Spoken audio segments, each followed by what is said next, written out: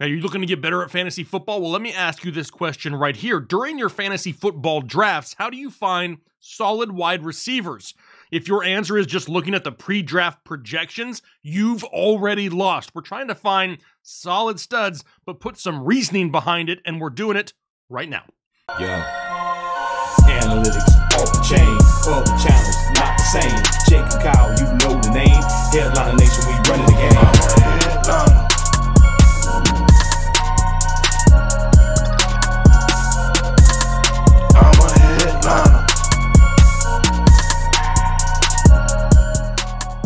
What is going on, Headliner Nation? Jake, Fantasy Headliners. Hopefully everybody's doing well out there today. Where, yes, we'd be talking about them ball catchers here for 2022 fantasy football. And this is not a plug for Manscaped. I'm talking about actual wide receivers here for fantasy football. We get a lot of questions down below. Hey, who is this year's Cooper Kupp? And as much as I would like to just spit out a name and just tell you the information, it's a lot better when I can actually teach you kind of what to look for. Now, you may be sitting there saying, Jake, you didn't know Cooper Kupp was going to be the Triple Crown winner.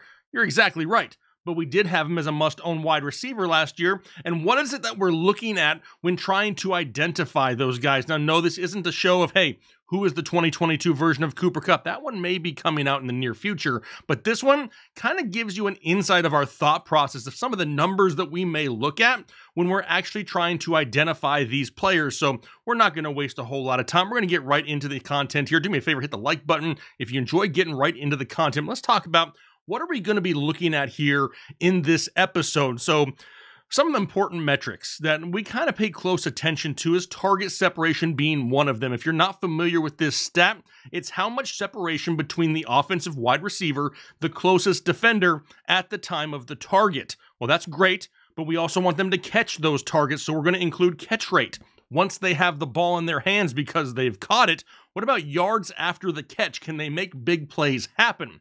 And if we know they can get open, if we know they can catch the ball, we know they can get the yards after the catch, we also want to know about red zone targets because in fantasy football, we all about some TDs, if you know what I'm talking about. So those are the four metrics we're going to be talking about here in this episode today. Now, what I did is I went and took the consensus overall top 50 ranked wide receivers here in the preseason.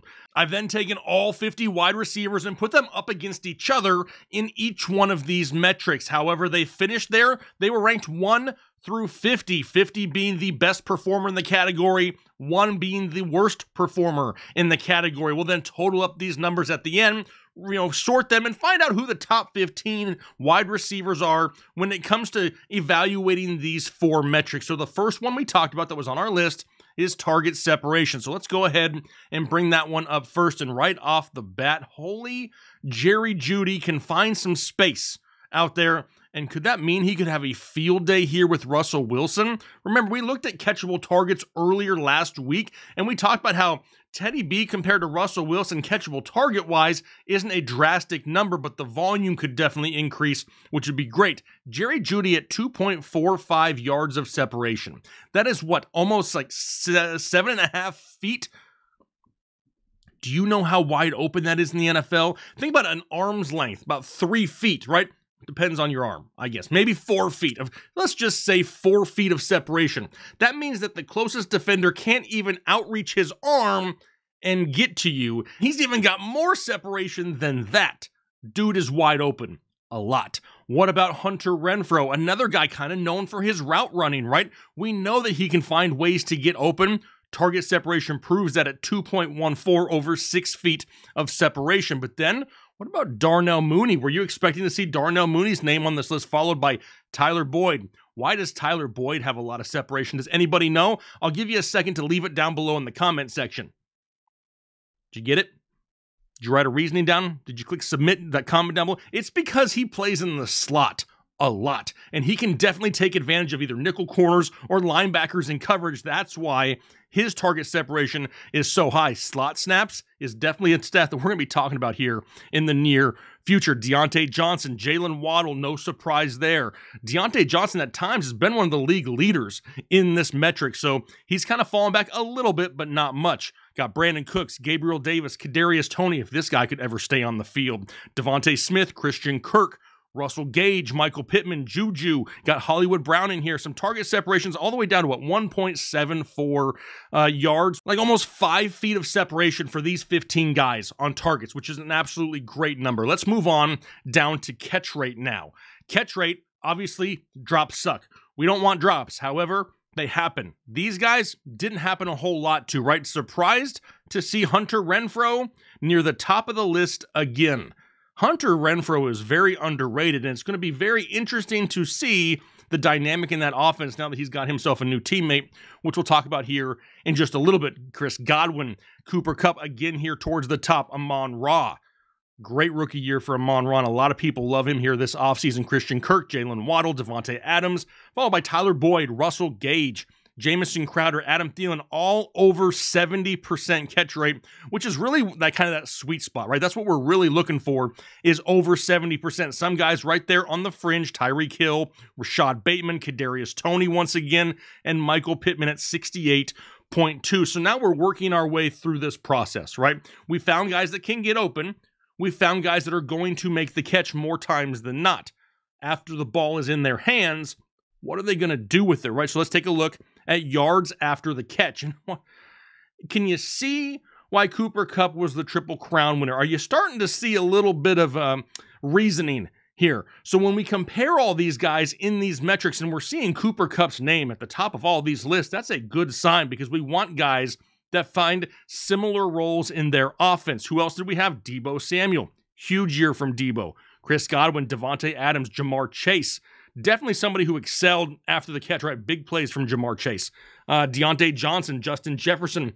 Once again, Hunter Renfrow. His name is here on the list. Jalen Waddle, Amon-Ra, DJ Moore, Tyreek Hill. Not a surprise there for Tyreek Hill. Actually, before researching these stats, I would have expected him to be a little bit higher, honestly. Mike Williams, CeeDee Lamb, and then Darnell Mooney here once again, finishing with 391 yards after the catch. So now, we've gotten open, we've caught the ball, we've run as far as we can. The next best thing that we need for fantasy football is TDs. And I'm talking about touchdowns is what I'm talking about. So we're looking for those red zone targets. Any surprise who's at the top of the list again? No. It's Cooper Kupp of the Rams once again with 38 red zone targets. That is a huge number for Cooper Kupp, and it's one of the main reasons why he's scoring so many touchdowns. He's getting the opportunities. We got Stephon Diggs, Devontae Adams, Chris Godwin, Keenan Allen, once again, Hunter Renfrow here in the list, Tyreek Hill, Deontay Johnson, a lot of studs in this list, right? We got Justin Jefferson, Mike Williams, DK Metcalf, big-bodied wide receivers with Mike Evans, Amari Cooper, Michael Pittman, no surprise there. And then Gabriel Davis really helped himself towards the end of last season, bumped him up to 17 there, tied with Michael Pittman. So what I did is I took all 50 of these guys, I compared them in all of these metrics right here, assigned them that point value. When I did that, I totaled up the point value and kind of see how did they rank, right? Who had the most overall points when we're talking about this metric? Well, here's the top 15 overall finishers. Number 1 is Hunter Renfrow. This dude, I'm kind of excited for Hunter Renfrow, and I think a lot of people are going to hop off the bandwagon because of Devontae Adams' arrival in Las Vegas. But one thing that you have to say is so much defensive attention now has to be paid to Devontae Adams. Hunter Renfrow could just be by himself at times across the field. So we may see a slight decrease in overall production, but the reception number we could see actually increase because he's so wide open and they're just using him to move the change and score touchdowns. Followed by Cooper Kupp. No surprise. Chris Godwin, Jalen Waddle finishing 4th. What's going to happen with Jalen Waddle now that Tyreek Hill is in town? Got Devontae Adams, Deontay Johnson, Tyreek Hill right here at number 7. So both guys in Miami find themselves inside the top 7 now. Got Tyler Boyd, Amon-Ra finishing number 9, followed by Pittman. What about Russell Gage sneaking in?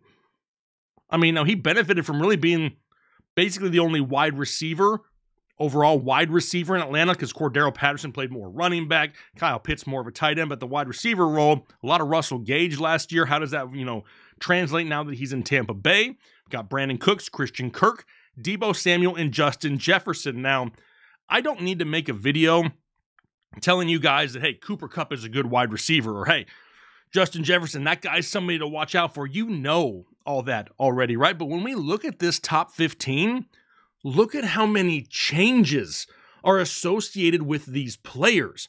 Hunter Renfrow finishing number 1. Now they've added Davante Adams. That has to slightly hurt his overall stock. It can't help him, right? I don't think it's going to hurt him much, honestly, but it has to hurt when you add somebody like Davante Adams. Cooper Kupp, no changes. Godwin, he's coming off of a torn ACL, which is not great for him to start the season. Jalen Waddle, they added Tyreek Hill. Davante Adams on a new team with a new quarterback. Yes, he's familiar with him, but still a different offense. You got Deontay Johnson with a new quarterback. Tyreek Hill on a new team. No changes for Tyler Boyd. Amon-Ra, they just added DJ Chark, and we know that TJ Hawkinson's going to be back and healthy. I don't think that hurts Amon-Ra too much. Michael Pittman, a new quarterback. Russell Gage on a new team. Christian Kirk now on a new team. There's a lot of changes. So when I went through this list and I looked at the top 15, I have to be realistic and say, man, there's a chance that some of these guys don't fall in the same top 15 category again. So who's on the verge of cracking into the top 15? I'm glad you asked, because here is the next 10 on that list, and there is a whole lot of fantasy goodness right here. Darnell Mooney, going to get huge opportunities in Chicago, because really, he ain't got nobody to really split targets with either besides Cole Kmet. You got Marquise Hollywood Brown, the #1 wide receiver option in Baltimore, followed by T. Higgins. CeeDee Lamb, no more Amari Cooper, no more Cedric Wilson. We got Keenan Allen, Jamar Chase, Mike Evans, Jerry Jeudy, who does have a new quarterback as well, but that is a good thing because his quarterback play is going to improve. Then we got Stephon Diggs, and finally Kadarius Toney. So this is kind of that sweet spot, right? When we're looking at the total of these 25 guys, some of these guys are going to help you be a fantasy champion here this year, and they're definitely the names to pay really close attention to, right? We want guys that can score fantasy points. That's the entire thing. So when you're just looking at pre-draft projections, how much faith can you really put into them, right? Can anybody see the future? No. You take what you see on film, you back it up with numbers, analytics, and try to establish it that way, because nobody has any idea what's going to happen numbers-wise. Any one of these guys can get hurt. Any one of these situations can change at a moment's notice. You can't put too much stock into pre-draft projections. That's hard to say. Pre-draft projections. Not easy to say, but don't pay attention to those things. That's why we want everybody to do their own research here throughout the offseason. So that way, when the draft comes, you can kind of pick and choose the players that you already know you want. And that's how we found so much success here over the last few years. So a couple names to pay attention to, right? Which one surprised me the most? I mean, Amon-Ra, a little bit. I loved what we saw end of season, but the fact that he really came on end of season, but overall really showed that he's able to compete with these guys, that was somewhat of a surprise. Russell Gage could be somebody who's intriguing early season, right? With Chris Godwin coming off a torn ACL. Do we see a little bit more Russell Gage? Is he somebody that you can draft late in drafts, have him have a couple big weeks to start off, and then you can sell him high? Definitely a name to pay attention to here. I'm not overly worried about some of the bigger name guys, like even Jalen Waddle. Sure, he was inside the top 12 of rankings earlier in the offseason. He's going to fall down a little bit, but is he still top 24? I think he is, right? Because Tyreek Hill is going to command the double team, which means Jalen Waddle is going to see single coverage all over the football field, and he is going to exploit that a lot. I am not off the Jalen Waddle bandwagon whatsoever, but here's what's exciting about all of this, right? I want to know what you think. When you see this list of players, and I'll go ahead and throw the top 15, and then I'll also scroll into the next 10. Which names are you really focusing on? Which names are you really wanting to have here in 2022 fantasy football? Are there any of these names that you're just out on? Are there any of these names that are like must-have circled already for you this offseason?